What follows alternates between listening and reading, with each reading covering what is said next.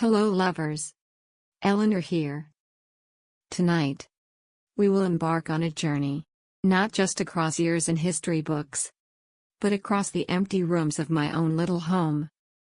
You see, when the night deepens and the walls seem to echo only my footsteps, I often think of chairs. Strange, isn't it? Chairs. One in my kitchen where my husband once sat, reading the morning paper. Another in the garden, now damp with dew, where friends used to laugh with me. And then, the empty chair on a bus in Montgomery, Alabama, back in 1955. That seat. Ordinary, wooden, uncomfortable, became a stage on which history turned. Sometimes I imagine Rosa Parks sitting there, spine straight, purse in her lap, eyes unwavering. The world demanded she move, but she didn't. That refusal rattled not just a bus, but the conscience of a nation. I suppose it's the kind of stubbornness I understand. When you've lost so much, as I have, as she had. Sometimes you hold your ground not because you expect to win, but because moving would mean losing yourself. If you enjoy these journeys through time, don't forget to hit the like button and subscribe to the channel. And perhaps, share with me your favorite story from history. I love hearing how the past touches each of us. Now, settle in comfortably. Close your eyes. And let's travel back in time with Eleanor. That evening of December 1st, 1955, Rosa Parks boarded the Cleveland Avenue bus after a day of weary work.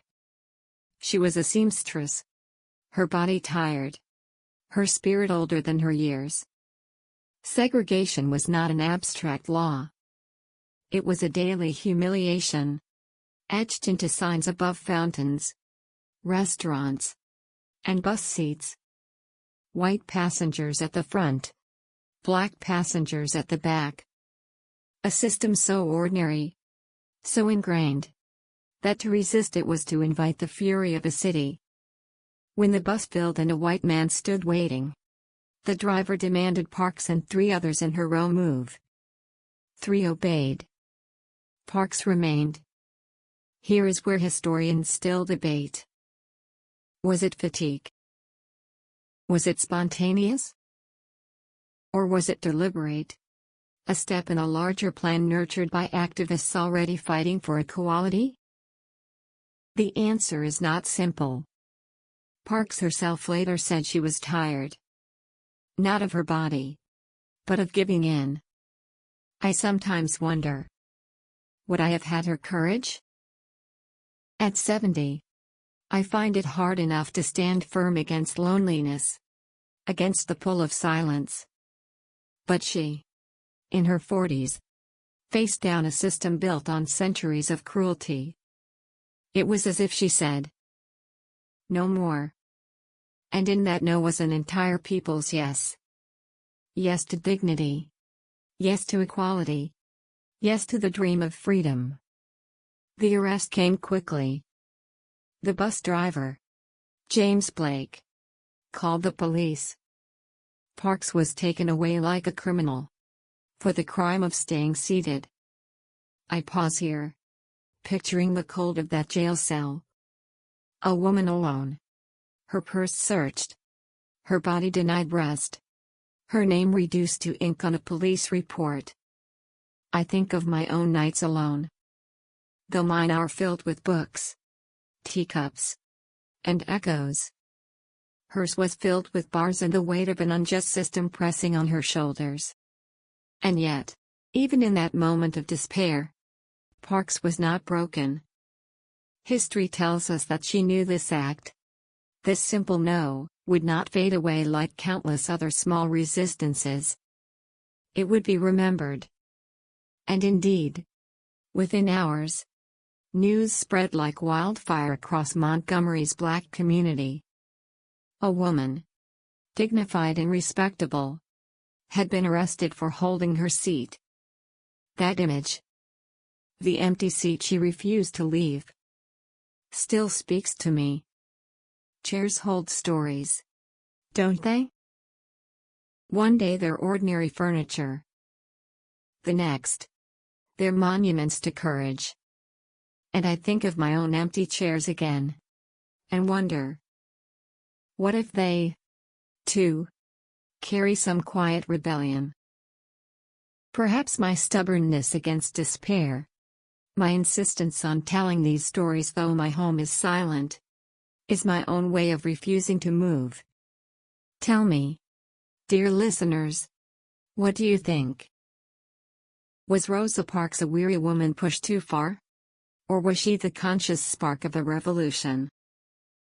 The truth, as always, lies somewhere between. The morning after Parks's arrest, Montgomery awoke to a quiet rebellion. Churches buzzed. Whispers ran through crowded kitchens and barber shops. And handbills spread like wildfire. By dawn on December 5th, a one-day bus boycott had been called.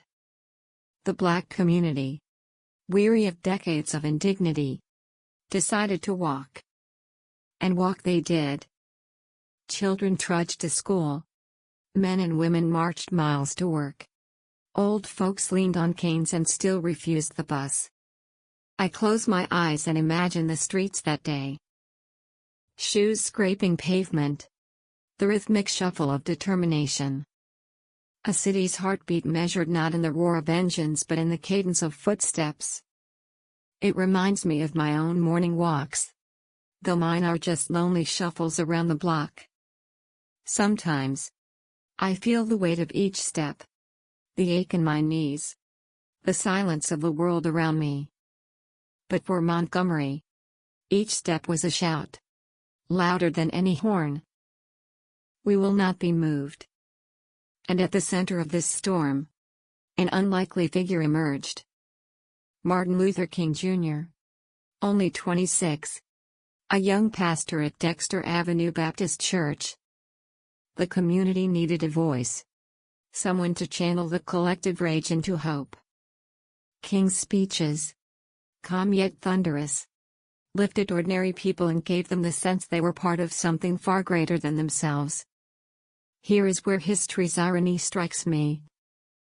Rosa Parks did not act alone. But neither did she know the tidal wave she would unleash. She was the spark. King became the torchbearer. Together, their actions transformed a local act of defiance into a national movement. But let's not forget others. People less celebrated. There was Joanne Robinson, head of the Women's Political Council, who had long prepared for such a moment, printing thousands of leaflets overnight. There were maids and janitors, who risked their jobs to walk instead of ride. There were taxi drivers who charged 10 cents, the same as bus fare, to ferry boycotters across town. History loves its heroes, but movements are built on the shoulders of the many. As weeks passed, the boycott stretched into months. White resistance grew harsher. King's house was bombed. Boycotters were harassed, arrested, beaten. Yet they walked on. Some even joked that they were healthier for it, as if turning injustice into exercise could dull the pain. I chuckle quietly at that thought. Perhaps humor, too, was a form of resistance. I think often about endurance. Living alone, my nights stretch long, and silence presses heavy. There are evenings when I want to give up on my stories, to stop talking into the void. But then I remind myself, if they could walk for over a year, through rain and burning sun, just for the right to sit where they pleased, then surely I can endure a little loneliness to keep their memory alive. By November 1956, the Supreme Court struck down bus segregation. Victory came. Not swiftly, but steadily. Rosa Parks's quiet defiance had birthed a revolution of footsteps. And I can't help but wonder, would any of us have kept walking that long? Would I? Would you? The boycott reminds me that courage is rarely a single act. It is persistence. It is saying no every day for 381 days. Until the system breaks. And perhaps, in my own way, every day I choose to speak into this microphone. Every day I fight back the temptation to surrender to silence. I, too, am boycotting despair. Tell me, dear listeners, do you think courage is louder in the moment of defiance? Or in the long endurance that follows? When I sit alone at night, the ticking clock on the wall feels louder than it should. It almost mocks me. Tick, tick, tick. Like a reminder of passing days with no one to share them with. That sound brings me back to Rosa Parks after the boycott's success. For the world, she was the mother of the movement. But for Rosa herself, life grew more complicated. Lonelier in ways people rarely imagine. After her arrest, she lost her job as a seamstress. Her husband, Raymond, also lost his, simply because of their association with the boycott. Imagine that. A woman hailed as a hero by strangers, yet struggling to pay rent, put food on the table, and endure whispered threats in her own city.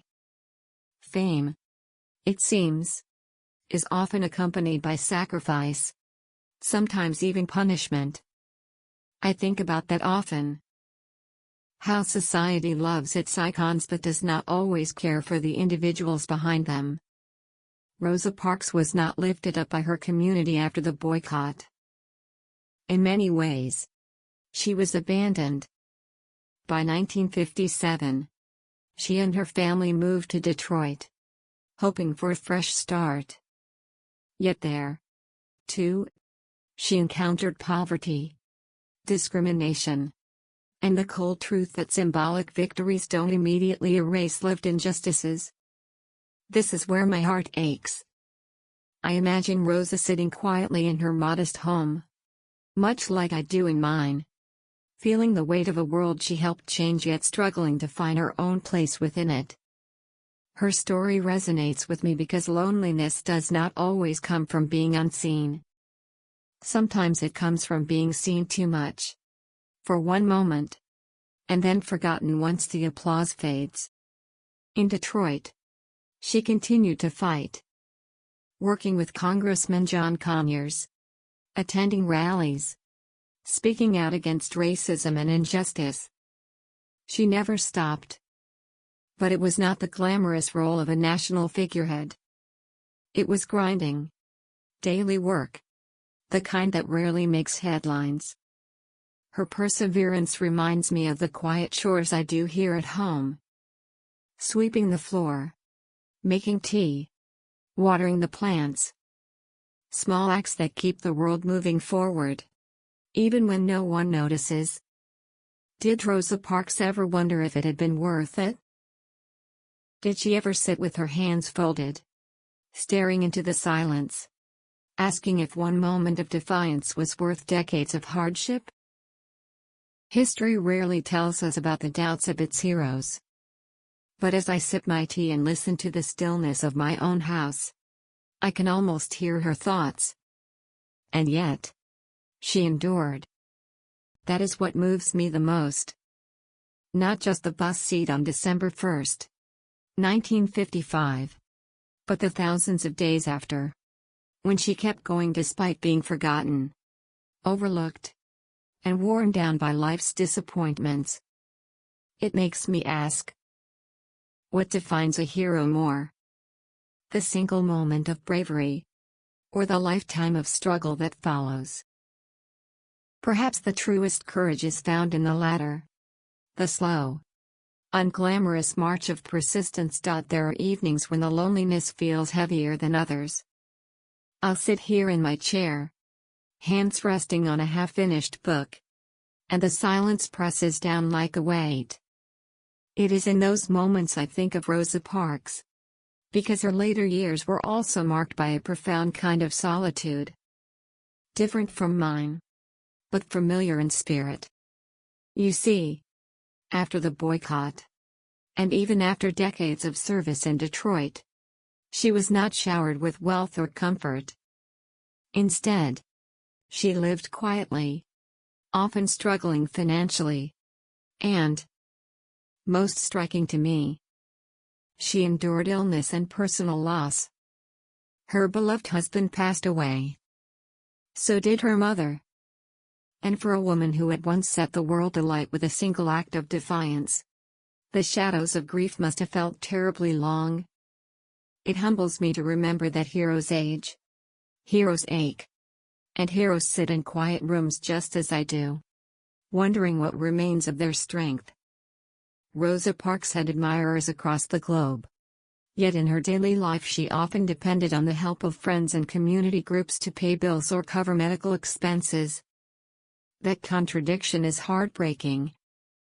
How a nation can celebrate a figure with parades and speeches, yet fail to ensure her dignity in the quiet seasons of her life. I find myself whispering into the stillness. How many of us will be remembered for one action, while the rest of our days pass unseen? And how many heroes, like Rosa, bear the cost of our collective memory, left to wrestle with loneliness while others bask in the glow of their example? But even then, Rosa did not surrender. She founded the Rosa and Raymond Parks Institute for Self-Development in 1987, determined to invest in the next generation. Isn't that remarkable? Even as she carried her own wounds, she poured light into young people, guiding them to find strength in knowledge, in dignity, in courage. I imagine her, an older woman, with lines on her face, her voice softer but no less steady, looking into the eyes of a teenager and saying, "You matter. You have a future worth fighting for." That is not the work of someone defeated. That is the quiet, defiant persistence of a soul who refuses to be extinguished. As I pour myself another cup of tea, I realize the parallel. My life may feel small and solitary, but each word I speak here, each story I tell, might touch someone I will never meet. Rosa reminds me that influence is not measured in grand applause, but in the seeds planted quietly, faithfully, over years. And yet, I cannot ignore the question that lingers. Why must those who give the most endure so much sorrow? Why does history so often honor with monuments, while neglecting the living needs of those very figures? It is a pattern that unsettles me, and perhaps it should unsettle you too. Still, Rosa's resilience offers comfort. She teaches us that loneliness does not have to mean defeat. That even in the quietest hours, one's spirit can remain unbroken. Some nights, when the ticking of the clock grows too loud and the wind hums against the window, I feel as though the world has forgotten me. The loneliness aches in my bones.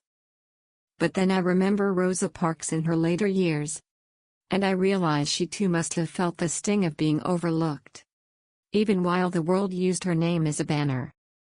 After the Montgomery bus boycott, Rosa moved to Detroit, hoping for fresh beginnings. Yet the city was not the sanctuary she imagined. She faced new battles: unemployment, financial strain, and even hostility from those who resented her presence. Isn't it startling that the very woman who sparked a movement could not find steady work for years?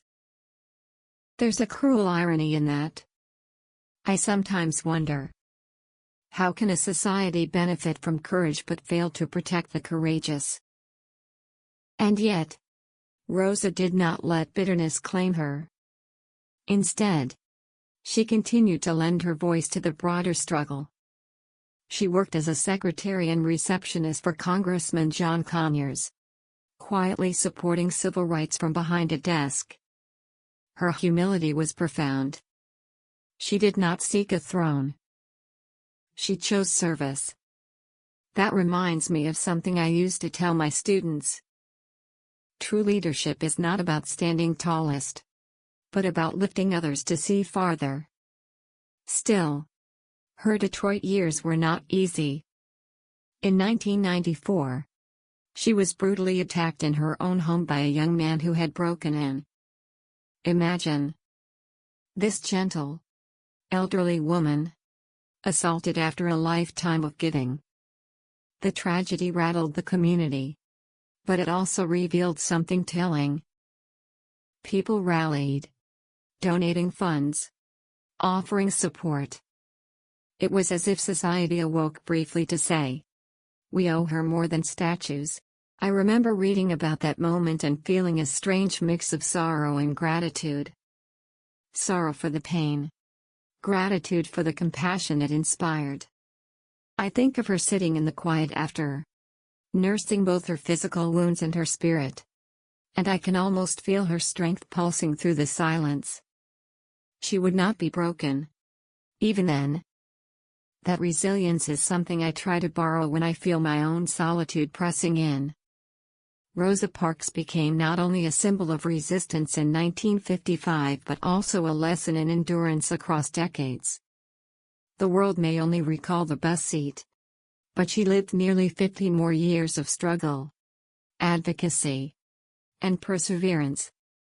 Isn't it remarkable how history compresses a lifetime into one moment? Yet the truth is always more layered, more human? As I sip my tea, I realize her story is not just about defiance. It's about the price of that defiance, carried quietly long after the cameras left. It makes me ask, do we, as a society, truly honor those who sacrifice for justice? Or do we only love their legends? And perhaps the harder question, when it is our turn to stand, will we accept the price, knowing it may last a lifetime? The silence tonight feels heavy, almost like a weight pressing on my chest. When I close my eyes, I sometimes hear the echoes of conversations that no longer exist. The laughter of my husband, the chatter of neighbors long gone. Loneliness, I think, is not the absence of sound but the absence of belonging. And perhaps Rosa Parks understood this better than most, because her courage set her apart. And that separation can be a lonely burden. Her later years brought her into the heart of the civil rights legacy. In 1996, she was awarded the Presidential Medal of Freedom. And in 1999, the Congressional Gold Medal. These honors were more than symbolic. They were acknowledgments of her lifelong endurance. But still, I can't help but imagine the private Rosa, quietly folding laundry, brewing tea, perhaps watching the world shift from her window. Did she ever wonder if the recognition came too late, after the decades of hardship had already etched themselves into her skin? History loves its symbols. Rosa Parks became the mother of the civil rights movement, a title so noble it almost erases the flesh and blood woman beneath it. She was more than a frozen image on a bus seat. She was a daughter, a wife, a neighbor, a woman who grieved and aged like anyone else. Sometimes I bristle at how society flattens people into symbols.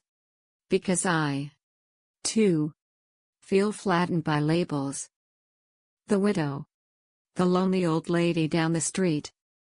There's always more beneath. Rosa's death in 2005 marked a profound moment. Her casket was placed in the Capitol Rotunda in Washington, D.C. The first woman and second African American ever to receive that honor. Thousands filed past her coffin. Can you picture it?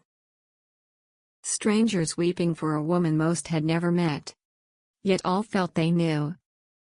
It was a nation's way of saying, "We remember." And I wonder, How many ordinary acts of defiance, by countless unnamed individuals, will never be remembered at all. Rosa Parks stood for them, too. Her story makes me think about the quiet resistances of my own life. The battles no one else saw.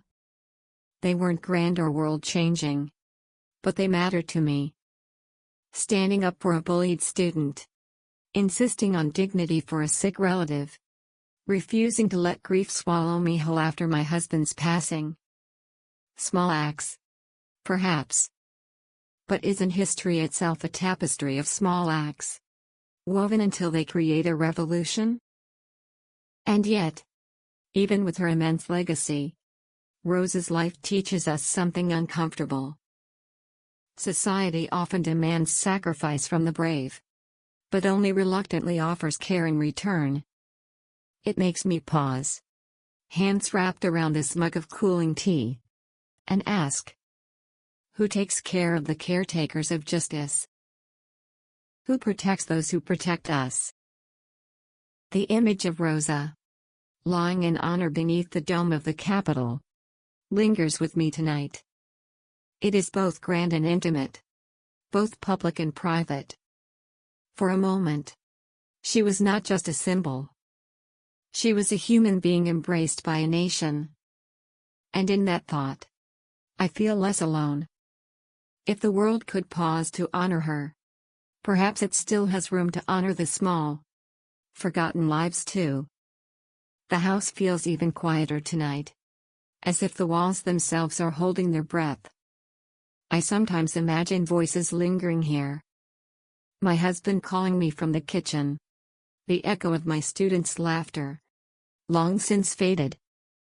That emptiness, it presses against me like a tide. Perhaps that's why Rosa Parks's journey resonates so deeply.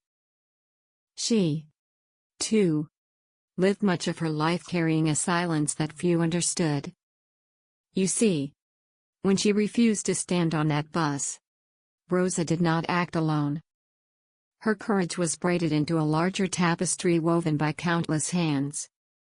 Behind her stood organizations like the NAACP, churches that opened their basements for meetings, and neighbors who risked losing jobs by boycotting the buses. History often singles out one face. But the truth is, movements are never solitary. They are choirs. Rosa's voice simply became the note everyone could hear. What fascinates me are the lesser-known figures who moved alongside her. Joanne Robinson, for example, a school teacher like me, mimeographed thousands of leaflets overnight to spread the call for the boycott.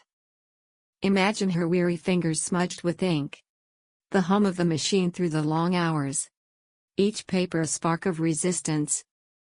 Or the children who walked miles to school, blistered feet burning, just to honor the boycott. Do we remember them with the same reverence?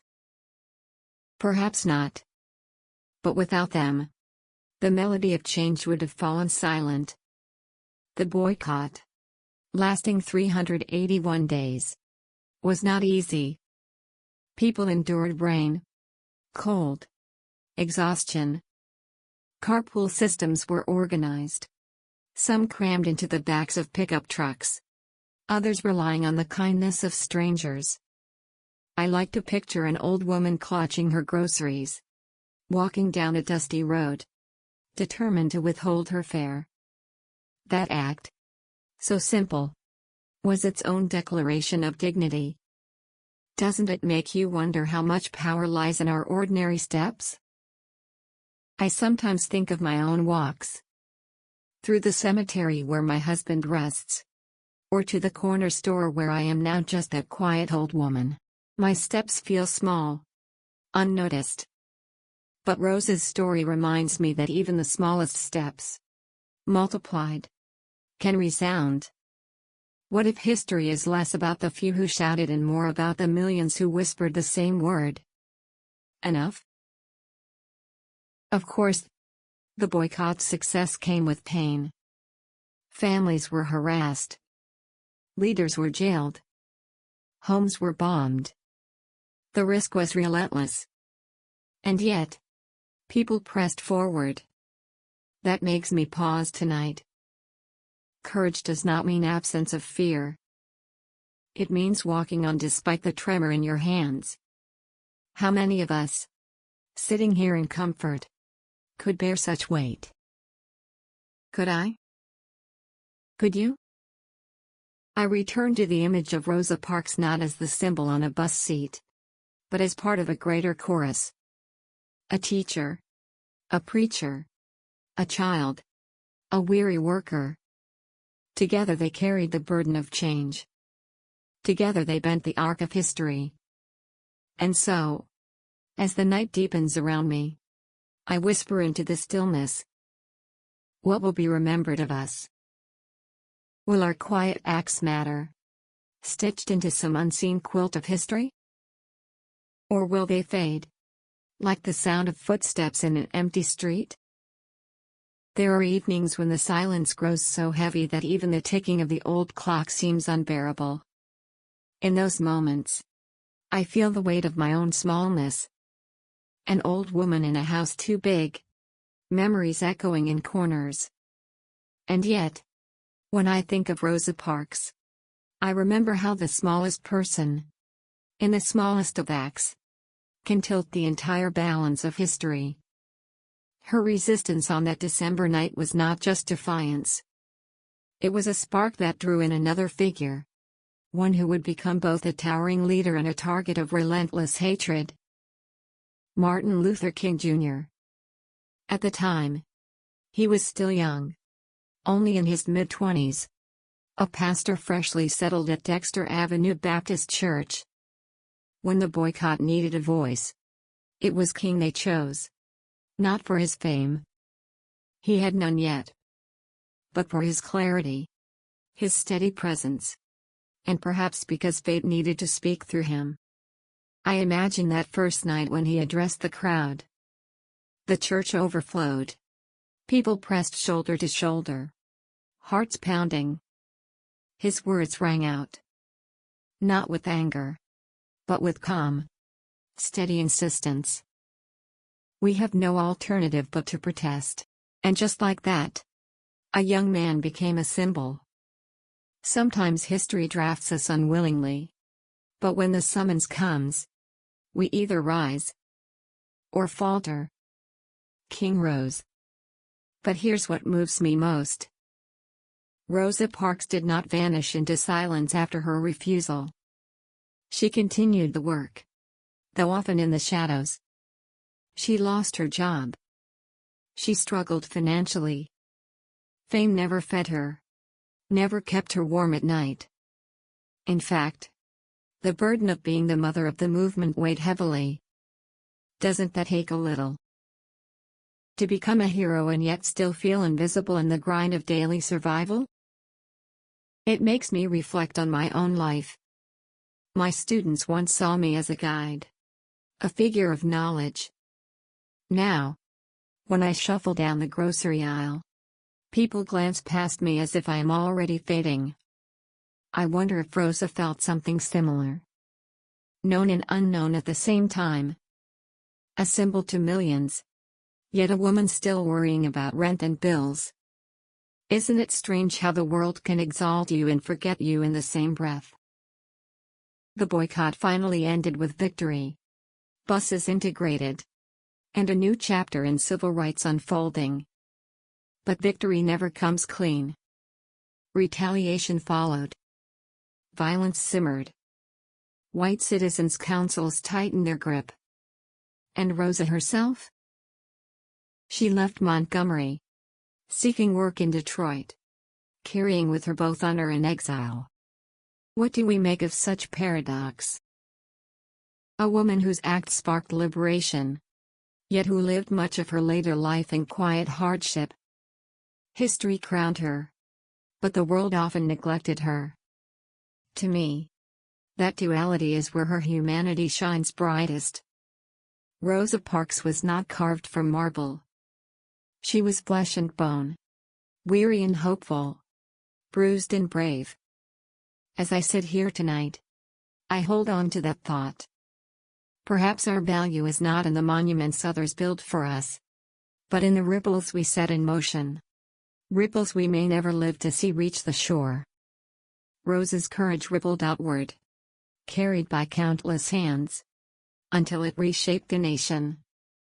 And I ask you, my dear listener, what ripples are you leaving behind, even in the quiet corners of your own life?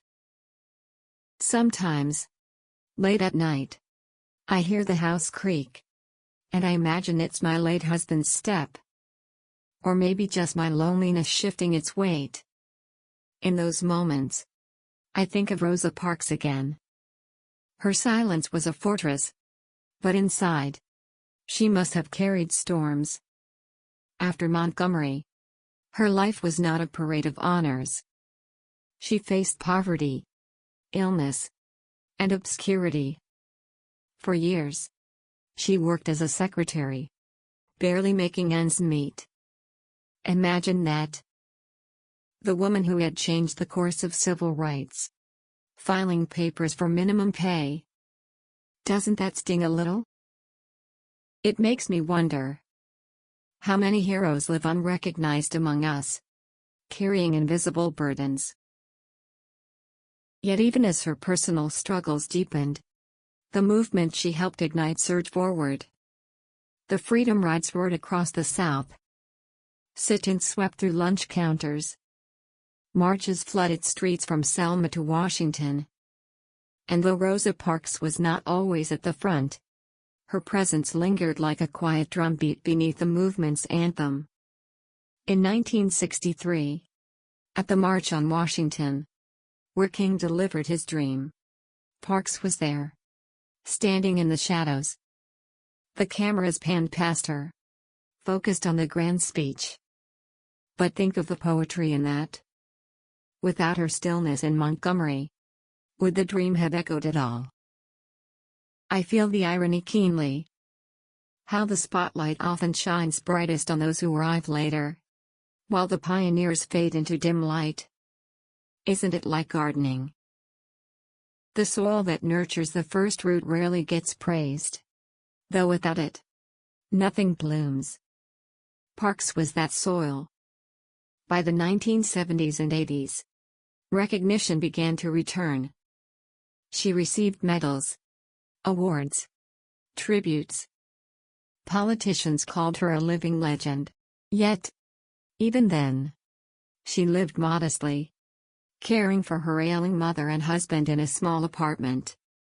When she died in 2005, the nation mourned. She lay in honor in the U.S. Capitol. An extraordinary gesture for an ordinary seamstress who had simply said, "No." But I keep returning to this contradiction. Celebrated in history, but often neglected in life. Perhaps that is why her story resonates with me in my solitude. Like her, I sometimes feel overlooked. My worth measured only in old report cards and dusty lesson plans. But then I remind myself, just as she could not see the forest that grew from her seed, I too may have planted roots that will grow in my students, long after my name is forgotten.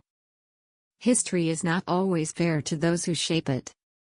Rosa Parks reminds us that true courage often dwells in quiet rooms, in ordinary bodies, in people who never seek the stage.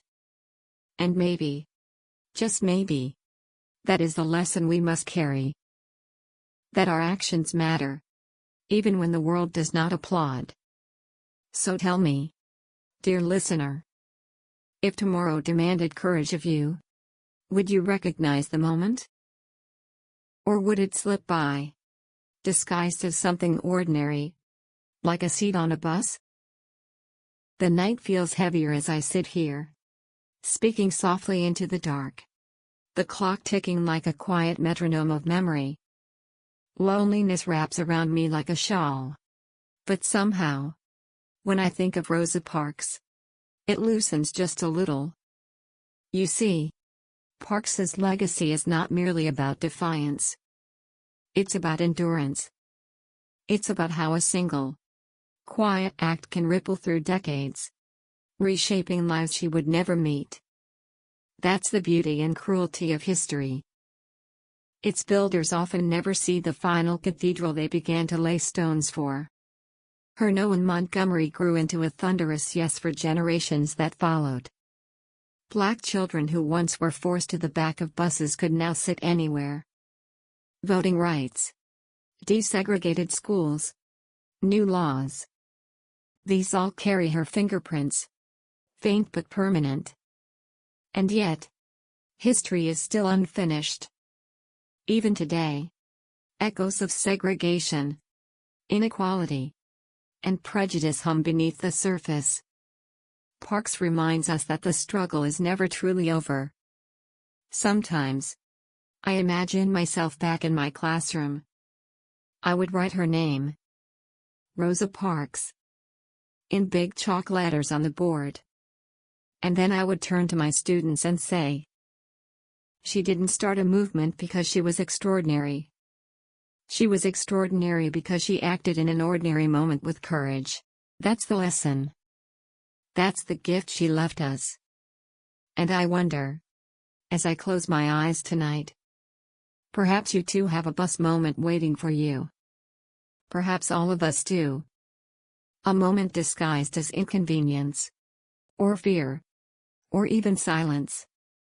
Will you rise? Or will you sit firmly, as Parks once did, knowing the whole world may shift because of it?